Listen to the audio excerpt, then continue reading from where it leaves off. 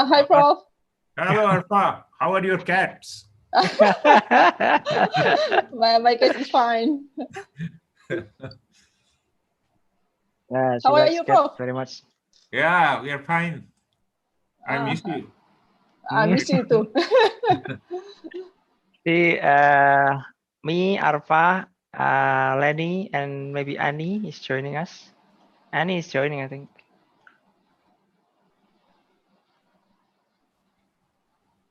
So, Alpha, you are teaching now? Yep, I'm teaching and also doing research. Yeah. Everything. I just settled down my consultation, first consultation. Okay. Yeah.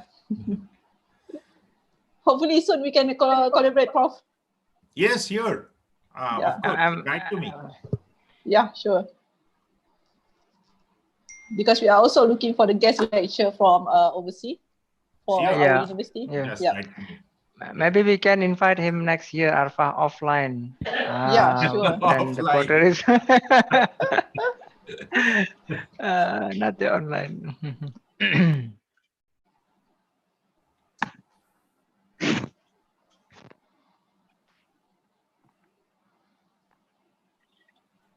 Okay, Annie's here also.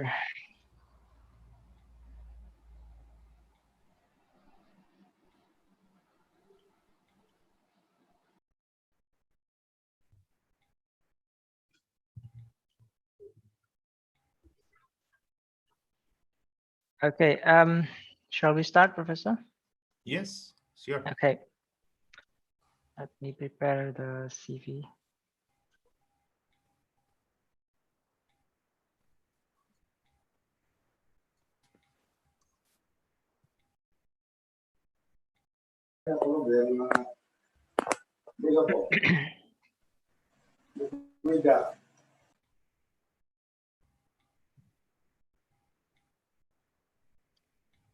Okay.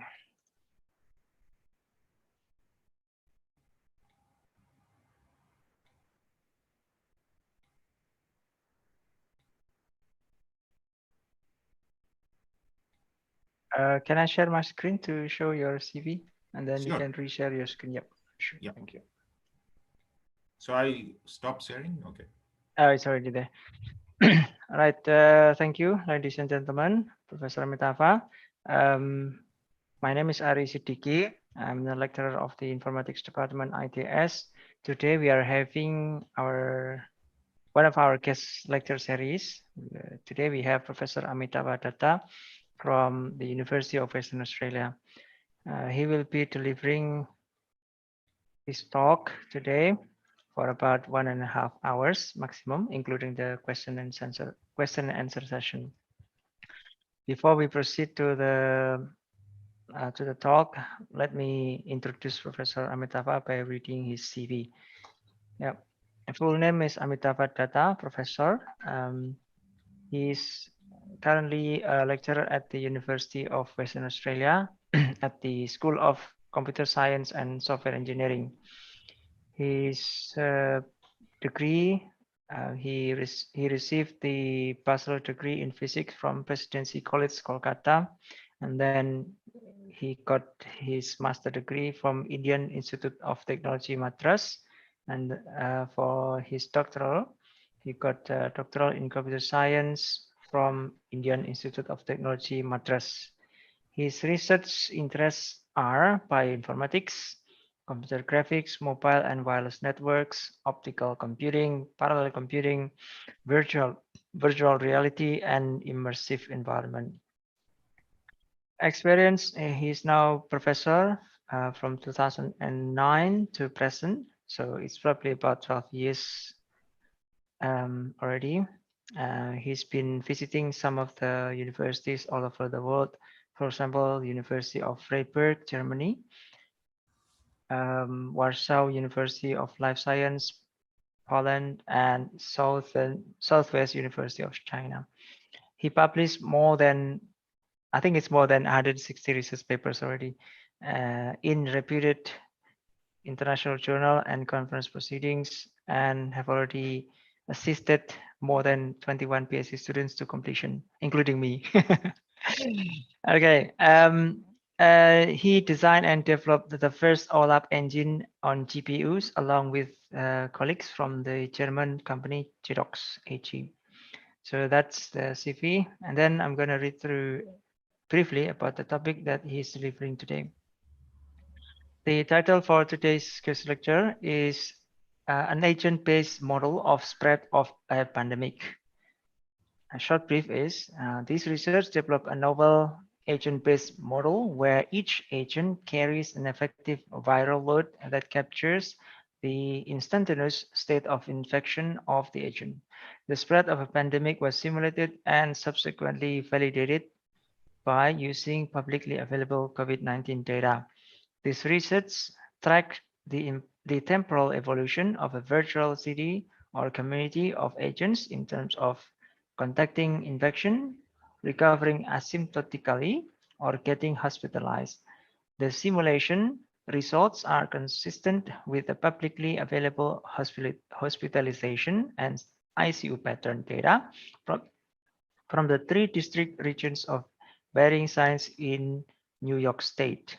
The model can predict the trend in epidemic spread and hospitalization from a set of simple parameters and could be potentially useful in predicting the disease evolution based on available data and observation about public behavior. The simulation suggests that relaxing the social distancing measures may increase the hospitalization numbers by some 30% or more. So that is the brief abstract for today's guest lecture. And without further ado, I would like to invite Professor Amitava Datta to present his talk today. Please, so Professor. should I share my screen again?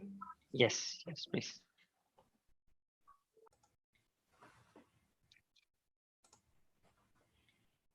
Okay, thank you, Ari, for introducing me. And it's great to see you, Arfa, Lani, Rini, my past, and Lani is my and long Annie. We've got Annie also. And Annie is current student. So thank you very much for inviting me. This is a joint work with Professor Surajit Sen. He is a physicist, and Professor Peter Winkelstein. He is an epidemiologist from State University of New York at Buffalo. So this has been published in a physics journal, Physica A, Statistical Mechanics and its applications. So I'll briefly give you the content of today's talk. All of us know that how important it is to contain a pandemic like COVID. And if you want to take effective action, either at a government level or in terms of health infrastructure, you have to have some idea of what is going to happen in the future. Not only in the near future, within few days, but also slightly longer term.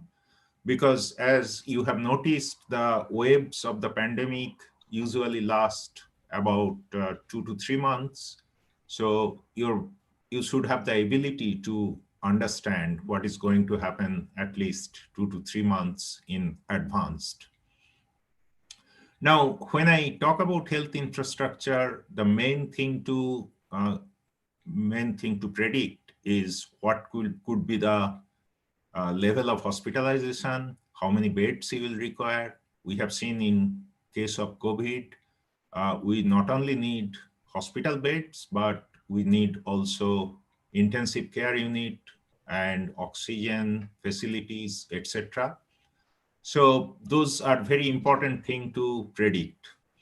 Now I'll talk about the usual modeling that is done all over the world. In fact, it has been done in Australia also quite extensively, and I'm sure it has been done in Indonesia. Those are based on compartmental models of pandemic spread. I'll explain to you briefly, not much details, but I'll explain and I'll tell you what are the shortcomings of compartmental models and what is different for our model. We do an agent-based modeling, which is quite different from compartmental models. Agent-based models are quite popular and well-known in computer science. In many areas of applications, agent-based models are deployed. I'll explain to you the details of our model and some results. Also, some extensions that I'm currently working on, and we'll conclude after that. Okay, so importance of modeling. A pandemic is a sudden crisis that overwhelms health infrastructure of any country or community. Even the most advanced countries couldn't cope with. We know the situations in the early days of COVID from United States of America and also different European countries, Italy, UK, France. Germany was perhaps the best in terms of providing the infrastructure because they were somewhat better prepared. But to tell the truth, it is hardly possible to be prepared for a pandemic. When a wave hits, the hospitalization and medical facilities are overwhelmed within a very short time. Now, if you have noticed, I'm pretty sure it has happened in Indonesia. I know from other developing countries like India that the local governments, they prepared huge facilities in advance so that when a wave hits, they could accommodate those patients. So it is very important to do some kind of short-term forward predictions, what could happen in a week's time, in a month's time, and so on. And that can help in preparing the infrastructure, mainly hospital beds, intensive care units, oxygen supply logistics, all those things. And if we know the predictions, to some extent, we can take some kind of social distancing measures. For example, we can impose lockdowns or restrict the capacity of different public transportation or supermarkets or other kinds of public places. And so degrees of social distancing measures vary, all of us know, from limited access to complete lockdowns. So all these are very good reasons for modeling the spread of a pandemic. Now, most of the modeling, whatever you read in the newspapers or in official capacity, those are based on so-called compartmental models of pandemic spread. Compartmental models go a long way back. In fact, the first compartmental model was designed in 1928, much before the availability of computers. So what are these? They are basically models. Those are designed based on differential equations. In fact, there is a big area of research in applied mathematics called predator and prey models, which are useful for modeling the ecosystem. So compartmental models also are similar. Basically, the very basic model talks about three different compartments: susceptible, infected, and recovered. That means there are a lot of people in this compartment, initially even the entire population, then some of them transition from susceptible to infected, and from the infected ones, most of them recover, but some may die or have very serious consequences. Now, the transitions from this one compartment to another are modeled by differential equations, and the parameters are essentially guessed or arbitrarily fixed so that it can give good predictions.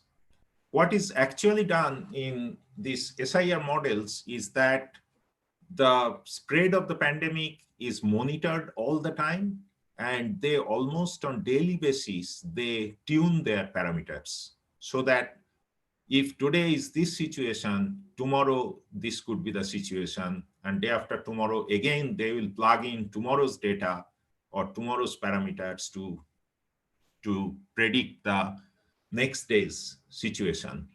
So these are very good models, in particular to analyze a pandemic retrospectively. That means when the pandemic has passed through, you can tune your parameters in such a way that you can exactly match the spread of the pandemic. They're good for forward prediction, but for very short time range. As the time range increases, then the prediction qualities drop. So as I said, the entire population is divided into 3 compartments, and probabilities are associated with transitions between compartments. And these probabilities are the parameters that are tuned continuously in these models. Actually, there are many more complicated models where they introduce other kind of compartments as well. So the transitions occur based on these probabilities. Infected people may infect susceptible people, and infected people may develop immunity. Most of the time, that is what is happening all around the world, so-called herd immunity. That means most of the people who are infected, they don't have any serious illness, but only a small fraction of the people have serious illness. Now, the probabilities, as I mentioned, need to be adjusted incrementally to predict the spread, which is not very good for long-term prediction, but definitely good for very short-term prediction of within the days. And the transition rates or transition probabilities are the free parameters in these models. What is a free parameter? In any model, if there is a parameter that you can change, for example, number of people is not a free parameter because you know already that there are this many people in the country, and there are other fixed parameters like that. But free parameters in the model are these probabilities, which you can change to make your predictions very accurate. So I have taken this picture from Wikimedia Commons from a Wikipedia article. A typical epidemic trajectory is like that. This is the susceptible people. At time 0, everyone is susceptible. These are arbitrary scales. They have no meaning. The idea is to show the concept. So as time goes, number of susceptible people reduce, number of infected and recovered people who get infection, but they don't have any serious consequences, that increases. And when you have reached this kind of place, then you have developed herd immunity. That means most of the people have recovered from mild infection and they don't have any other symptom. Not only that, many of them develop immunity as well, which is still controversial in case of COVID because there are reports that people are getting COVID multiple times, but at least the severity of the disease is not so bad when people get it second time. And this green curve is the infected people. So initially, lots of people get infected, and then they reach a peak, and then the number of infected people also reduces as more and more people are recovering from infection.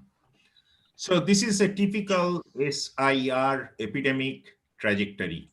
This axis is the time axis, which is an arbitrary unit. So limitations of compartmental models. Though compartmental models can adjust the free parameters to accurately fit the spread of a pandemic, their ability of forward prediction is limited. Now, another problem is these models quite often consider the rate of infection. That is not a very reliable data. as quite often infection rates are based on testing. What is rate of infection? Basically, it is called R, and it's a very important parameter in epidemiological models, where R equal to 3.5 means one infected person can infect 3.5 other persons on an average. So a pandemic is contained, or a pandemic is, it goes away when R is less than 1. That means on an average. That means one infected person is able to infect only less than one infected person. Now, how do they, this is a very contentious parameter. In fact, if you read papers on epidemiology, everyone has their favorite method for calculating R.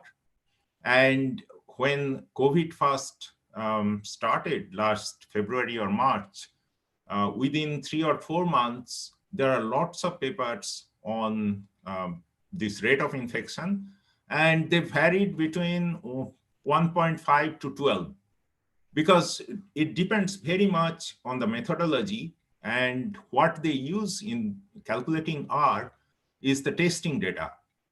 Now, the problem with testing data is it is often biased. You might have noticed, I am pretty sure that was the case in Indonesia, because it was the case in very much in all developed countries, that people were tested only when they developed some kind of serious illness, because initial testing capacity was not enough to do random testing. In fact, only 2 countries I know, South Korea was number 1, and to some extent Germany, introduced random testing. That means whether you are unwell or well, it doesn't matter. They will go to a locality, randomly choose people and test them. But in all other countries, testing was always when people were unwell. And that doesn't really show the actual spread of a pandemic, because what happens in COVID, for example, when someone gets infected, they don't show any symptoms, or they don't have any severity of the disease for the last few days. And in fact, most people don't have any severity at all for entire time, because they simply recover and they don't even know that they have COVID. So we don't know this testing data is not a very reliable indicator of how fast the pandemic is spreading. But these models, SIR models, almost always use testing data indirectly for calculating the rate of infection. So you can see that's a serious limitation. So what can you do? We thought, as you can see that we are a mixed group of people. One is a computer scientist, one is a physicist, and one is an epidemiologist. So we thought, let us try to do something different. Now, if we can predict the parameters that are responsible for spread of the pandemic early on when the pandemic is spreading, and if those parameters are good for predicting a reasonably longer time, for example, what might happen after 1 month or after 2 months, then that will be an advance or a better modeling compared to the SIR models. So what is agent-based modeling? Agent-based modeling is based on the abstraction of the spread of a pandemic in the real world. So compartmental models are completely abstract. Why? Because they have these compartments which are not, you cannot relate those compartments to the real world people. Because a compartment that is infected may be anywhere in a real world city or in a country, but they take a purely mathematical approach for that. But we take a real world approach where we have agents, and I'll explain to you the entire model. We have basically 2 places, 2 entities. One is the home, and the other is public place, because we know people get infected in public places.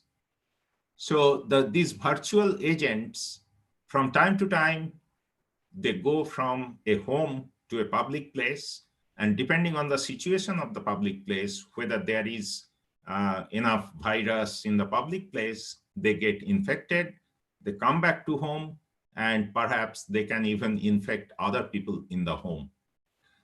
So the initial spread of infection depends on an unknown number of initially infected people. We don't know how it starts. Basically, it starts due to a seed infection. That means a tiny number of, small number of people who somehow get it. Even it is not clear where they get it.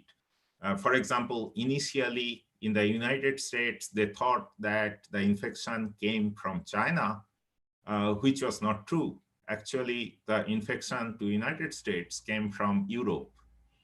Due to one, very ironically, there was a big health conference in Chicago, I think, which was a seed infection for spreading COVID in the whole of United States.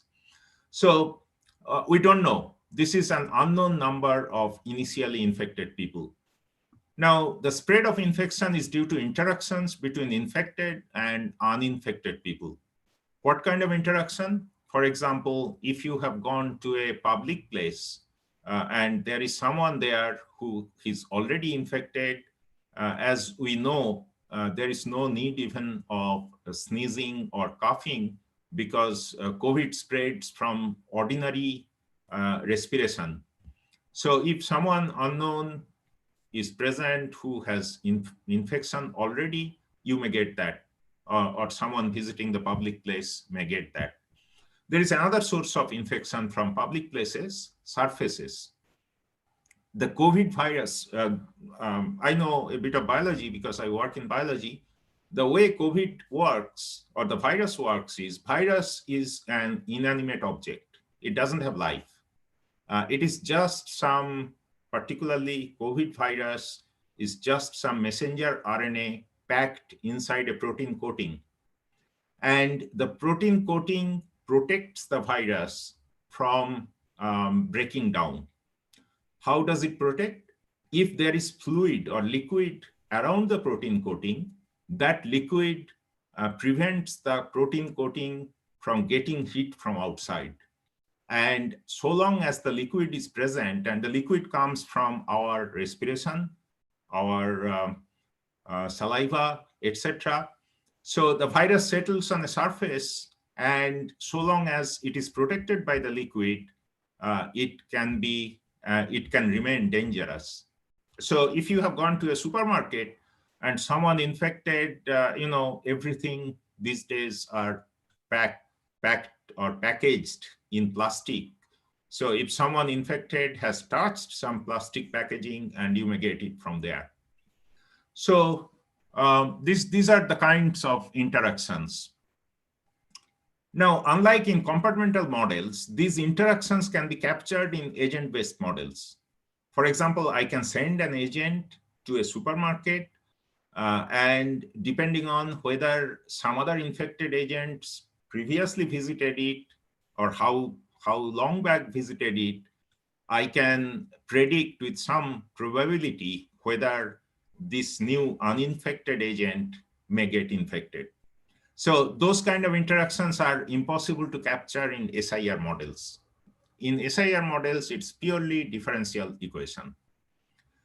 So, and also it is unrealistic to assume that each member of a population will act in a uniform way, as the compartmental models assume.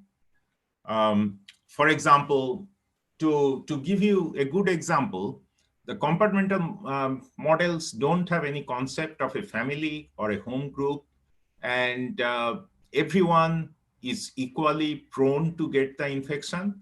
But in our agent-based model, we know that not if there are 5 people in a home, all 5 don't go to the supermarket at one time, not in particular during the pandemic. Maybe one of them will go at a time.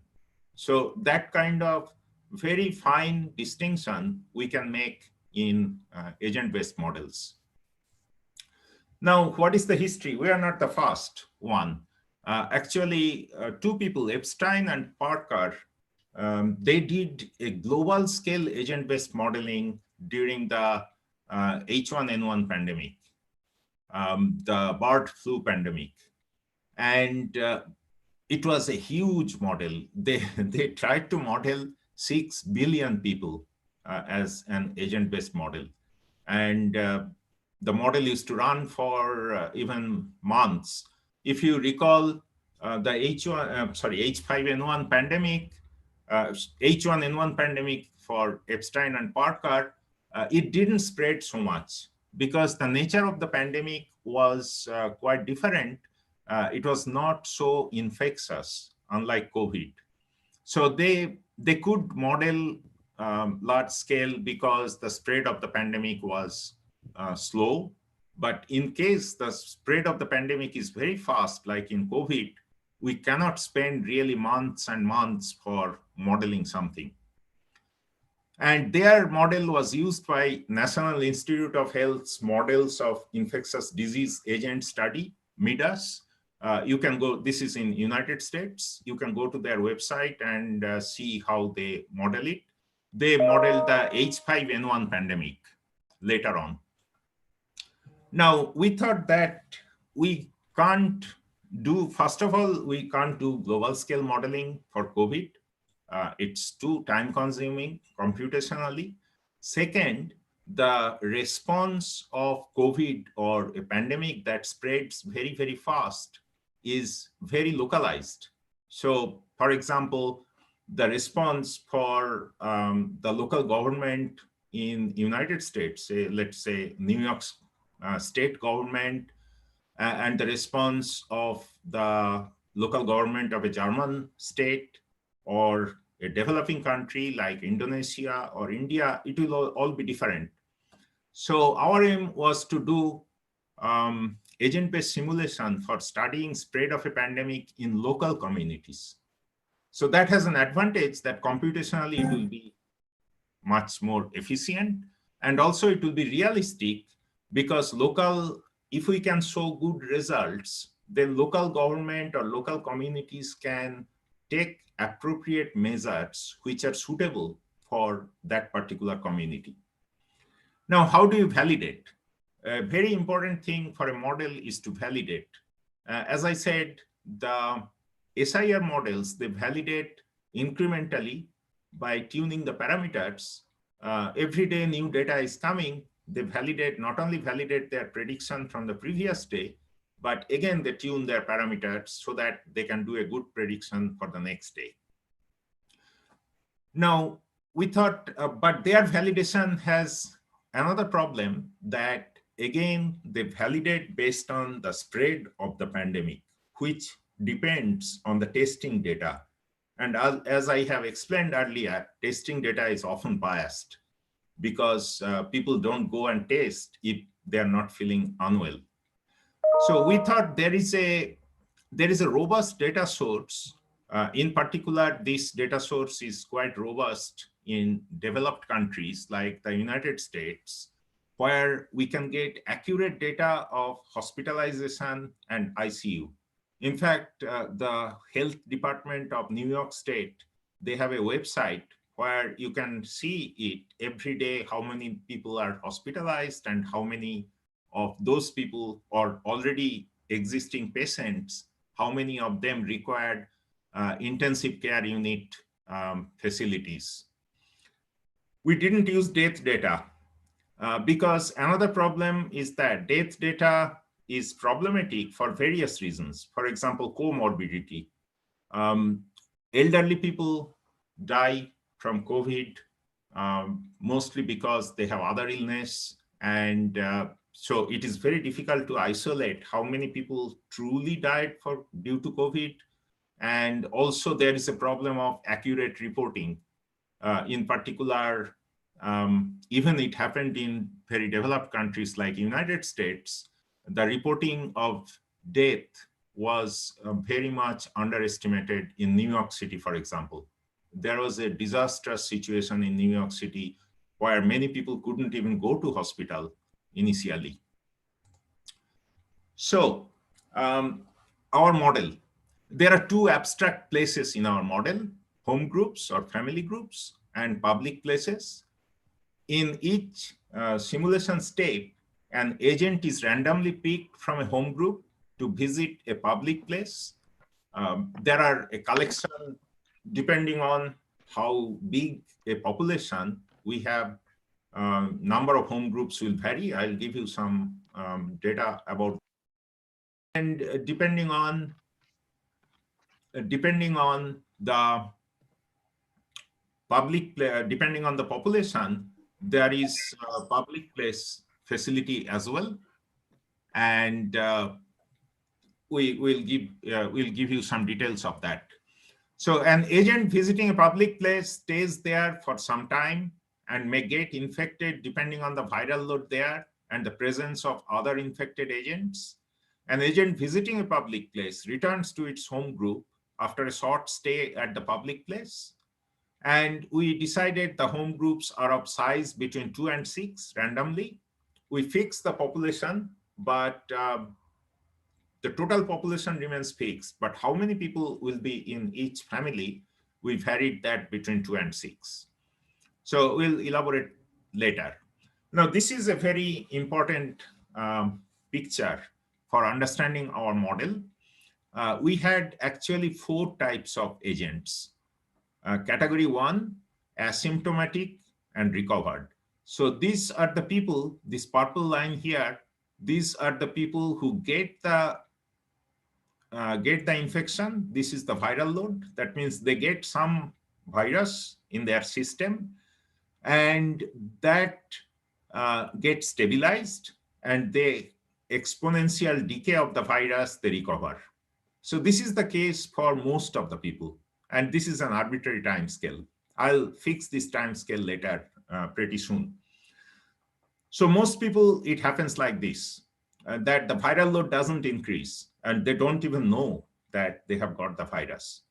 Then there is this category 2 agents for whom the viral load increases and reaches a state when they need to be hospitalized because they really get unwell, and once hospitalized with care, their viral load stabilizes.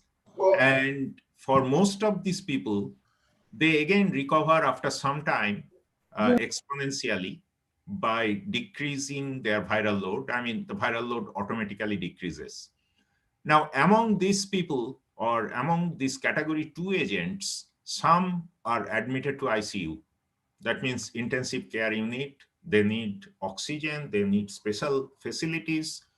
Some of them, this red line here, again, from ICU, they recover and their viral load decreases and they recover completely. And some of them, the viral load exponentially increases and eventually those patients die. So you can say that how we decide how long the viral load will increase, for example, for category 2 agents, I'll come to that pretty soon. But this is the overall picture in our model, which kind of captures the real world situation. Most of the population don't get much affected, recover. Some of the population get affected and they are hospitalized. Some of them go to intensive care unit and recover, and some don't recover. So these are the 4 types of agents in our model.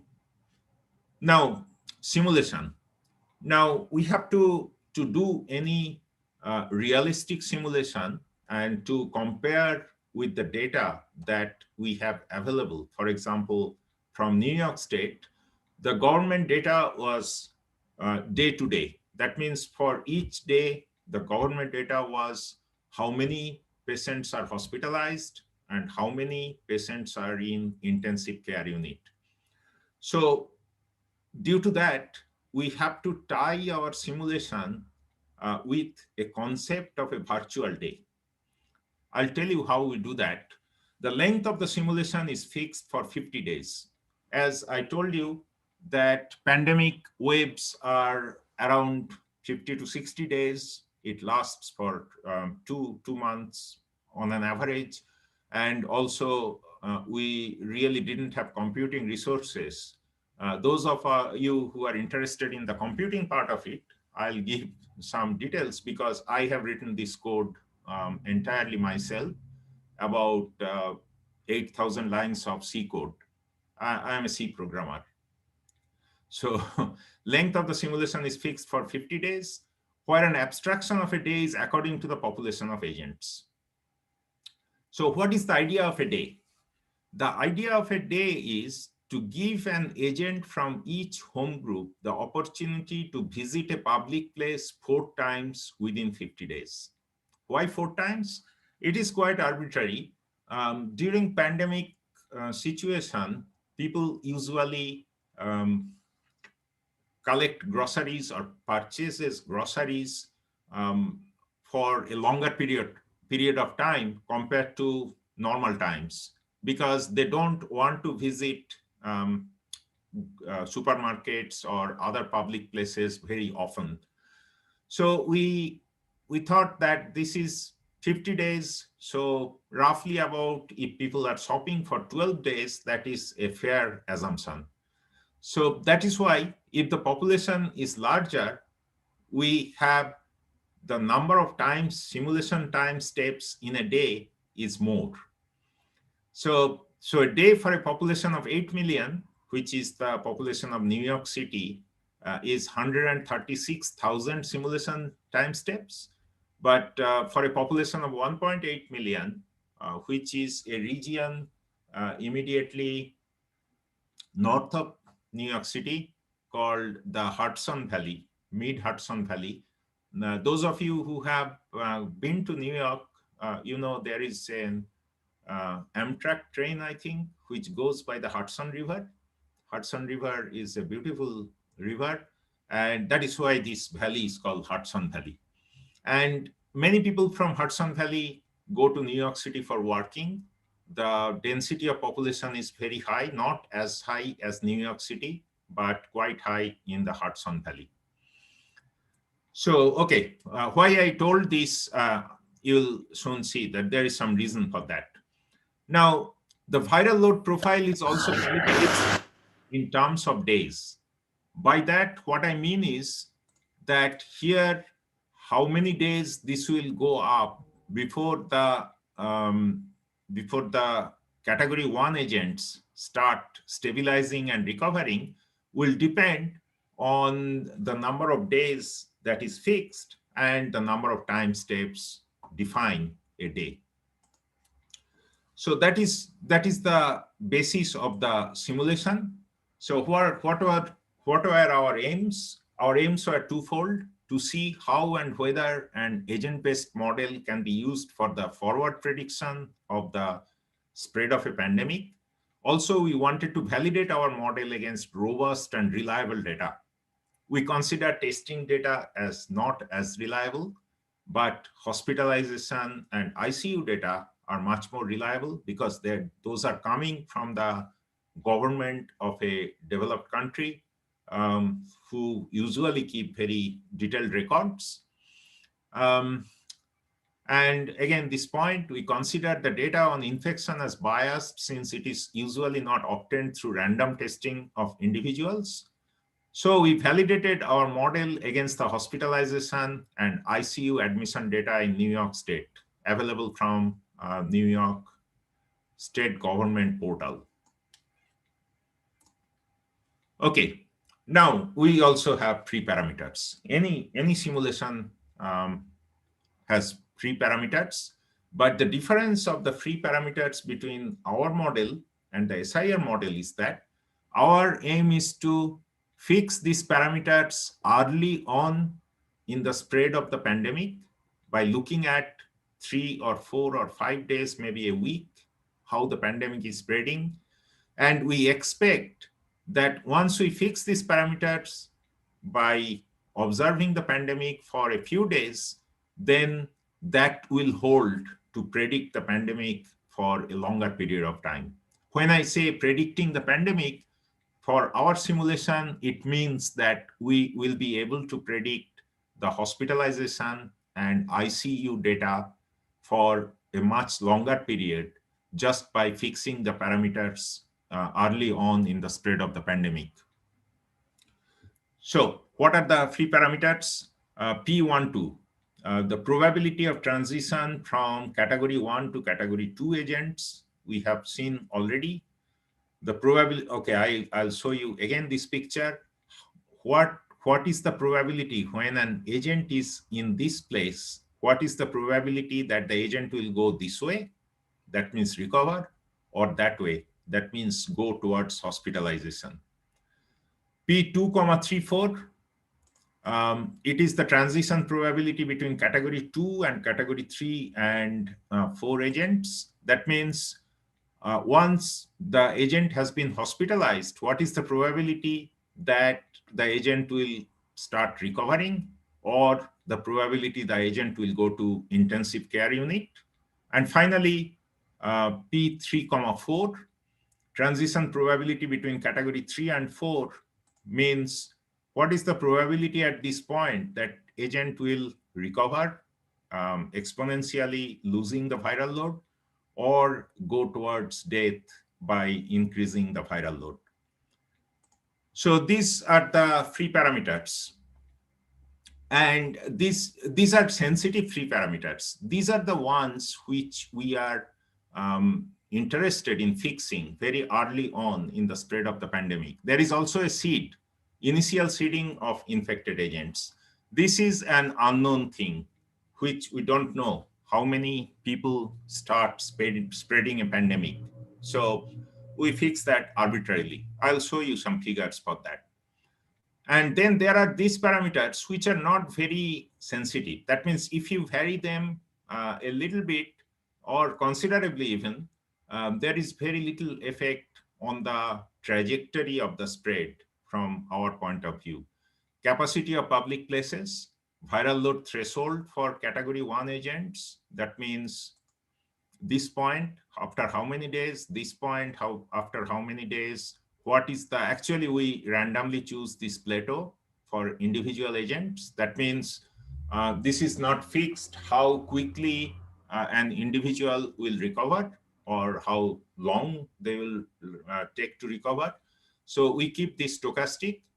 And also similarly for category 2 and category 4 agents, and duration of the plateau or stable viral load, which is again stochastic. So implementation, the computing part I promised you, I wrote the code, about 8,000 lines of C code in ANSI. This is a very, very compute intensive simulation. I parallelized it with the OpenMP library for shared memory computation. I ran the simulations on a single node of 2 Cray supercomputers at POSI Supercomputing Center. Those of you who are familiar with Perth, you know that POSI is our supercomputing hub. It is mainly for astronomers, but we do get a chance. So yeah, there are 2 machines. One had 28 cores and other had 24 physical cores. We did not use hyperthreading. And also I initially experimented with distributed memory computing using the MPI library, the message passing interface library, but the communication overhead was too much and I didn't get any performance. So I stuck to shared memory OpenMP library. Now, to give you some idea, the simulation for a population of 8 million people, New York City, took about 42 hours, just simulation for 50 days. And a population of 1.8 million took about 6 hours. So it was running this simulation multiple times was very, very time consuming. Now, from the data structure point of view, because I think I'm talking to computer scientists predominantly, so you have to make this kind of simulation efficient. You have to make some clever decisions. And for example, you have to update the states of all the agents at each simulation time step. But if you go and do that, then each time step you have to execute a loop which has 8 million times that loop will execute, which is a horribly bad idea. So what I did was, basically, I kept track of only the infected agents. So if an agent is not infected, I don't need to do anything. Let them keep them aside. But if an agent is infected, I update their state. And what happens due to that is that the number of infected agents grow over time, and hence simulation time for a day increases as the simulation progresses. So that was the idea. Okay, so these were the simulation parameters. What are the meaning? The transition probability from agents who recover without any symptom to agents who go towards hospitalization. For New York City, we took the probability as 0.2. The probability of a category 2 agent transitioning towards ICU, we took 0.3. And 3 to 4, that means whether someone in ICU will die or recover, 0.5. Public place capacity, we took 10% of the population. That means if it is New York City, the population is 8 million, the public place capacity was 800,000, which is reasonable because in a dense city, there are many supermarkets, many public transportation, cafes, whatever. Now, the interesting thing is that we could predict, from now on, it will be only results. So don't worry that it will not take much time anymore. The interesting thing was that mid-Hudson Valley, which has about 1.8 million people, we took identical simulation parameters. And the results were very much matching with the government data. So you can see there is something really interesting in our model, that even though the populations are very different, but the density of population, as I mentioned earlier, in Mid-Hudson is quite high, not as high as New York City, but still much higher. On the other hand, Western New York, which is a huge region, in fact, half of the New York state, including cities like Buffalo and even Rutgers or Rome, Ithaca, all these small towns, and spread across a wide or a large area where the population density is much less. We took the transition probability P1 to 2 as 0.017. You can see much less than this, an order of magnitude less. That means in sparsely populated areas, the spread of the infection or the probability of the transition, probability of actually taking this very low means essentially the number of people who are getting infected, we are assuming, is much lower in Western New York. Now, once you take this very low, then this remained more or less same, and this also same. But public place capacity we took much lower because Western New York predominantly a rural area. So no, there are not many public places, or there are not, what should I say, public transportation, for example, except for some, Lanny will know, Greyhound buses or something like that, and a few trains, etc. So these are the parameters. Now I'll show you results. Now, this is the Western New York. This is the government data. This data started from 30th of March 2020 for consecutive 50 days. Now, the meaning of this graph is this total height is total hospitalization. Among that, these blue bars are the people who are in non-ICU, that means ordinary hospital bed, and the yellow ones are people who are in intensive care unit. So you can see that in Western New York, more or less 250 people were kind of on an average who were hospitalized. And on an average, about 100, 120 people were in ICU.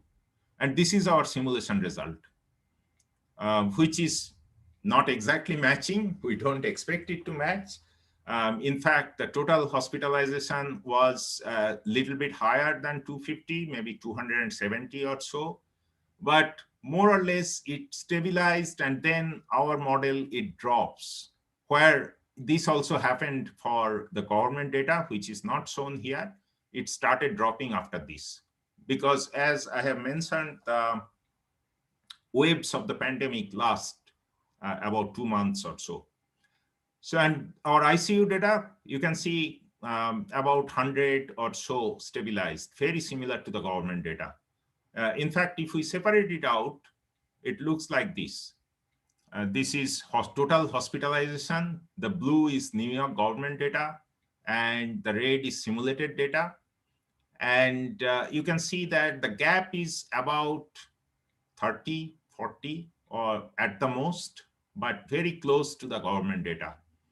And this is ICU data. Again, there is a gap of maybe 10, 15 between our simulation results and government data. Now, so what did we do actually? Actually, what I did was I tuned the probabilities.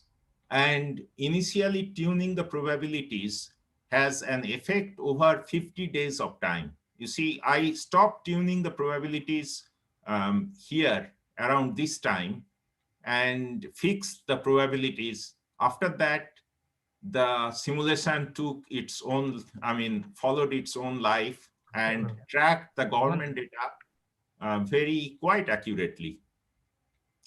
Now, this is the New York City. New York City has a population of 8 million, and this is the government data. Again, the yellow bars are ICU. The total hospitalization, you can see on a day at the peak of the pandemic was about 12,000. And for us also very similar, 12,000 or slightly lower than that. Total ICU, we were overestimating because total ICU was at its peak 2,000, but for us it went 3,500. Now, what is the reason?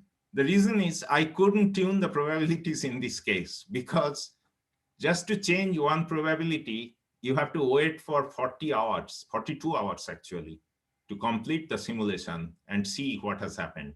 So I tuned these probabilities only 2 or 3 times. On the other hand, for Western New York, I tuned it many, many times because the simulation used to take about 4 hours or 5 hours, but here it is 42 hours. So that's why there is a divergence. But this is a proof of concept, and people who have, or government agencies who have far better computing power, access to many, many supercomputers, they can tune these probabilities much better than what I have done here. So here is the New York City comparison, total hospitalization. You can see our results are tracking the government data very closely, but we are far above in predicting the ICU admission due to the reason I just mentioned to you. This is Mid-Hudson Valley. Have you noticed the government data is very similar to New York State? Very similar. Only thing is that the peaks are at 1750, 1800, and our peaks are around 2000. But the nature of the curve is very similar because Mid-Hudson has a very similar population density, like, or not as high as New York City, but very high population density. For ICU, around 500, and our simulation results tracking it very, very carefully. Quite closely, as you can see. And if we separate it out, you can see that this is the simulated and this is the government data. Simulated and government data, very, very similar in this case. Now, insensitive parameters. I told some parameters are not very sensitive. When we change the public place capacity, for example, there are hardly much difference because due to the reason that anyway, not many agents can visit the public places within that short simulation time. So there is hardly any effect on the overall results. There is some effect, but not very sensitive. Also, we simulated lockdown. For example, this is a picture of Western New York, what could have happened if there was a lockdown between days 8 and 16. So the lockdown started here and ended here. You can see there is a prolonged period when the hospitalization was very much decreased, almost close to zero. And also reduced public place capacity had not much effect due to the reason I told you that anyway, the simulation time is not enough for a lot of agents to visit the public places. So even if you increase the public place capacity quite a lot, there is some difference, but not very significant difference. Okay, so enhancing the model. What am I doing? Well, I don't do all the time, but it's fun. So from time to time, I work on it. What I'm trying to do is, as you can see that even though we considered home groups and public places, there was no coordinates associated with them. That means there was no locality information. So I am imposing a spatial grid on home groups, as it happens in a city where different localities have different population or different number of houses, etc. So each home group I'm associating a coordinate, and I'm considering a collection of these home groups as a kind of small community. And similarly, I'm associating coordinates with the public places or the supermarkets, grocery stores, cafes, etc., so that the assumption is that people from one particular locality will go the facilities that are close to them. In fact, more interesting than that, this is a real fun.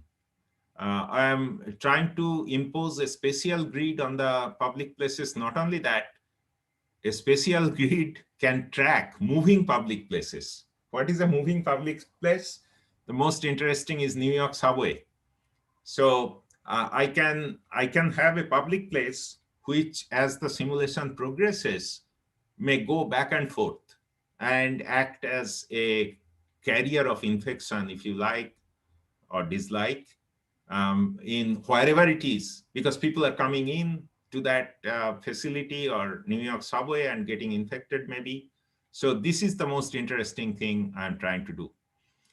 And perhaps this model could be useful for other studies in social sciences, not only for spread of pandemic, but maybe other kind of studies where you need an agent-based model and you need interactions between agents. So I'll stop there. Thank you.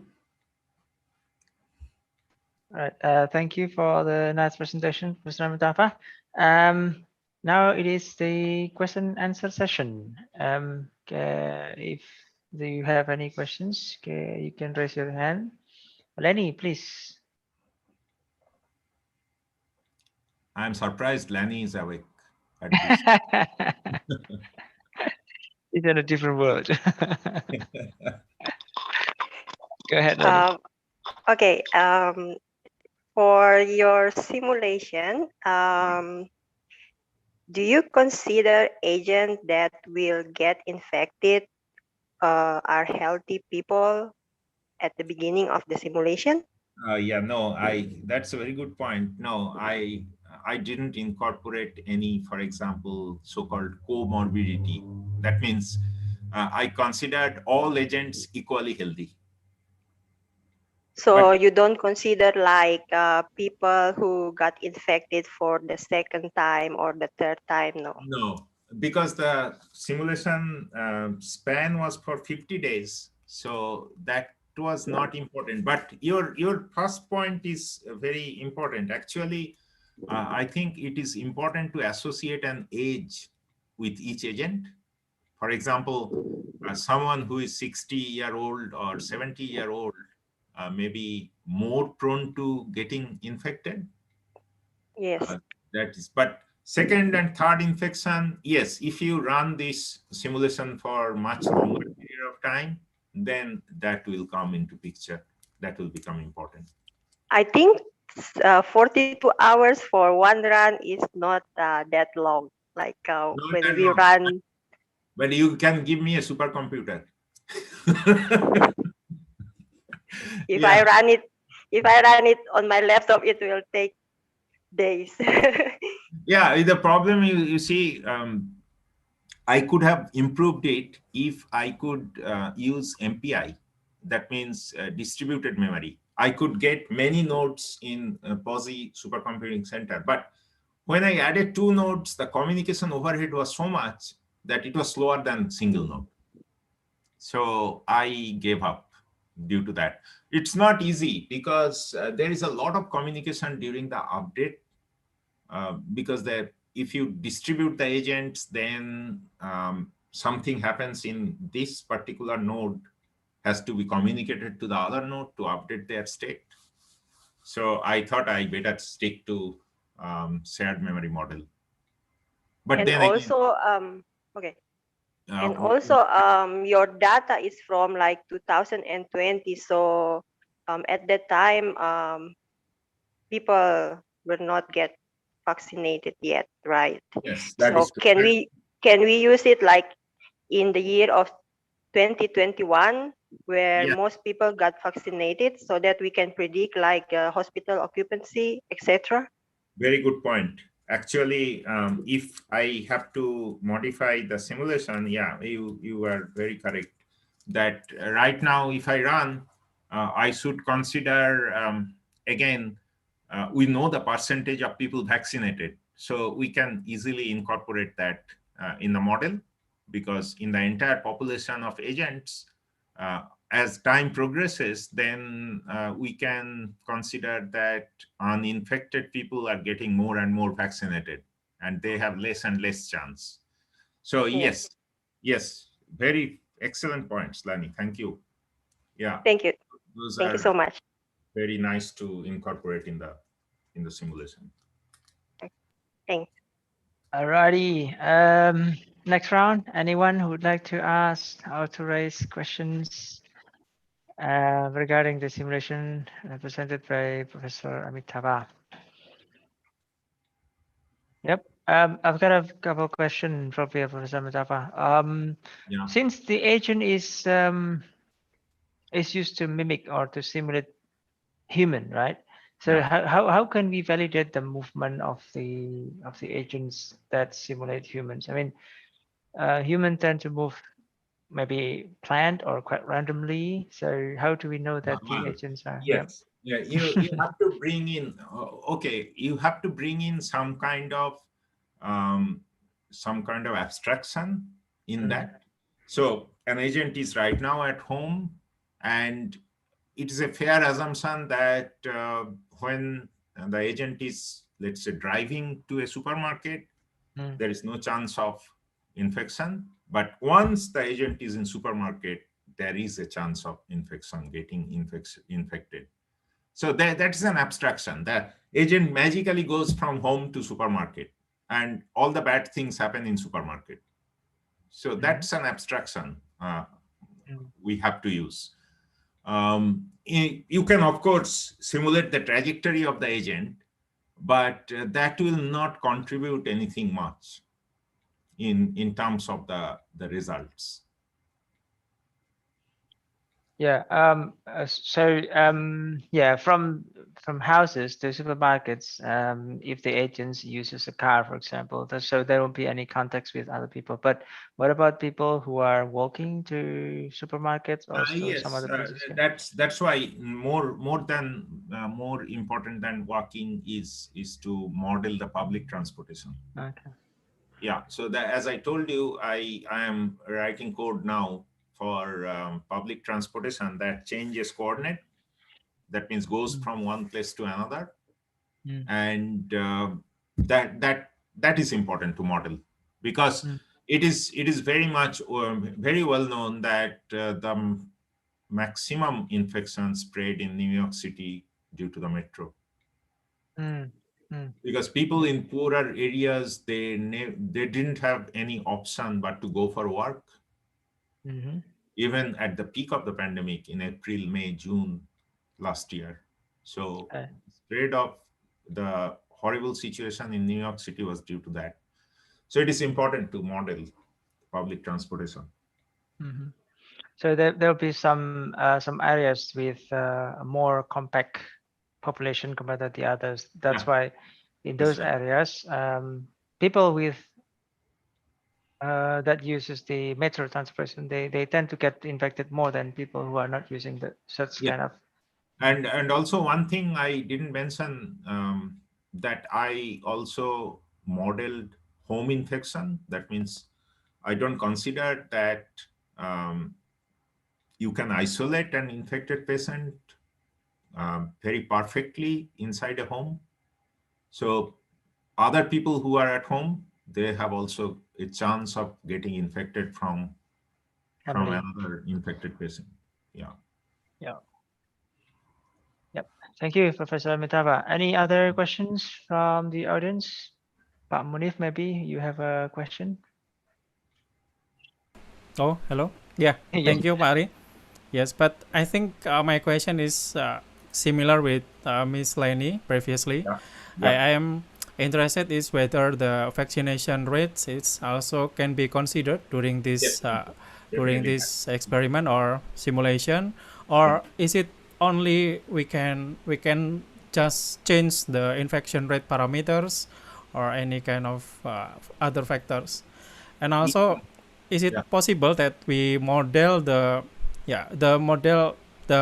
interconnected places? So for example, like one person just visiting one place and then move to another place and then get infected, and then maybe the simulation also can reflect how this can happen about the interconnected peoples. Okay, thank you.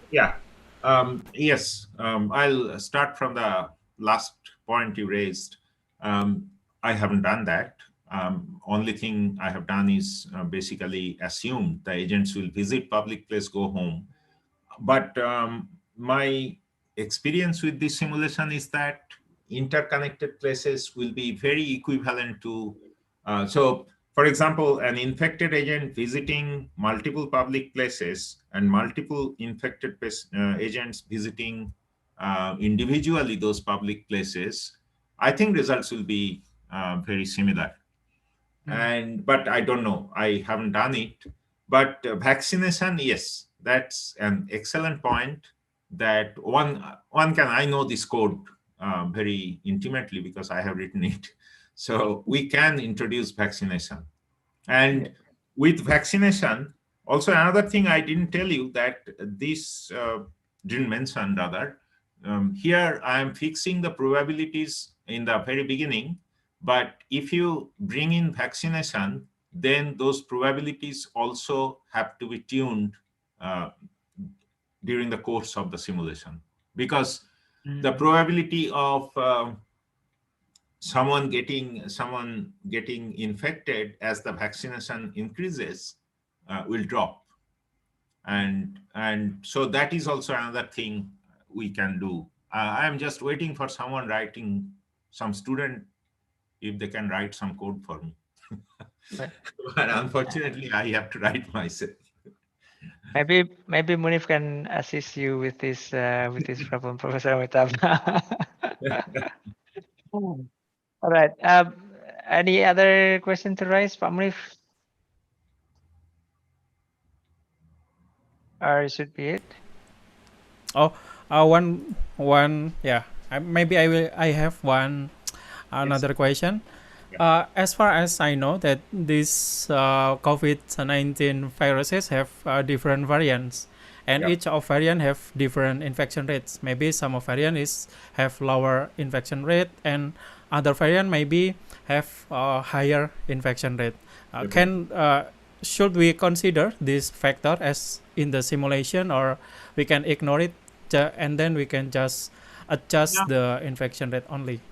From the coding point of view, that can be done. So how that can be done? Because with time, we can assume that new variants are appearing. So what we can do is we can, again, with some probability, divide the infected population among different variants.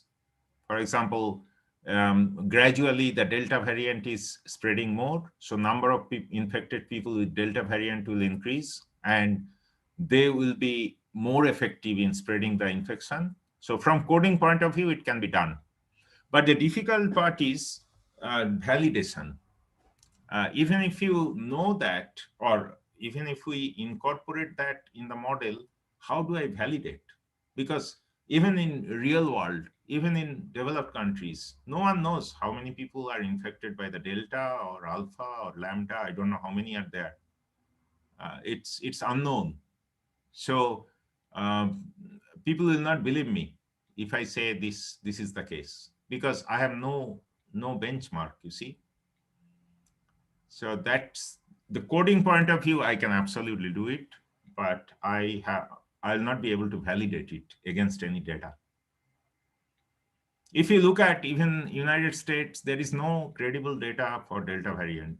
UK, I think, has some credible data in some cities, but not very extensive. So when you are writing a simulation, you have to always worry about validating. That's the problem. Of course. Right. Thank you, Munif. I think, yeah. Maybe one more question, if there's any. So should we also consider about the types of vaccine, Professor Amitava, because different types of vaccines may have different effect on the immunity of people. Sure. But again, that is very debatable. For example, you read reports. Initially, people thought mRNA vaccines are the best. Now there are two studies I know where they are saying so-called AstraZeneca is much more effective against the Delta variant compared to the mRNA vaccines.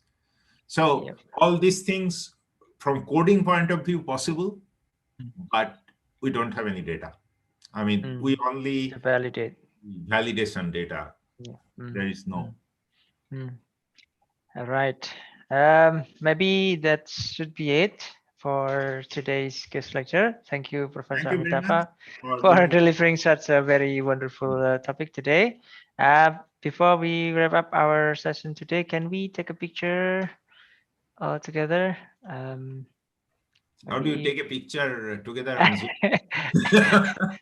I just take a screenshot. But maybe you need to unshare your screen first, then we can. Okay. Yep. Okay. Hang on a second. Right. Give your best smile, everyone. And one. There are two screens. So I'm taking the first screen now. 1, 2, 3. Okay, that is one screen.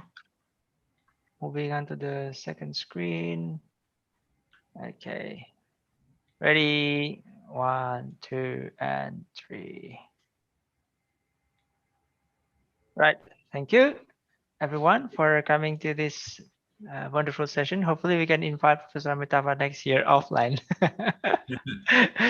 He's very excited to come to Indonesia. Yeah, that would be great. Okay. All right.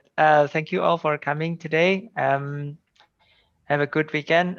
Thank you very much. And See you in the next event, in the next webinar of informatics department. See you and have a lovely day. See ya. Bye.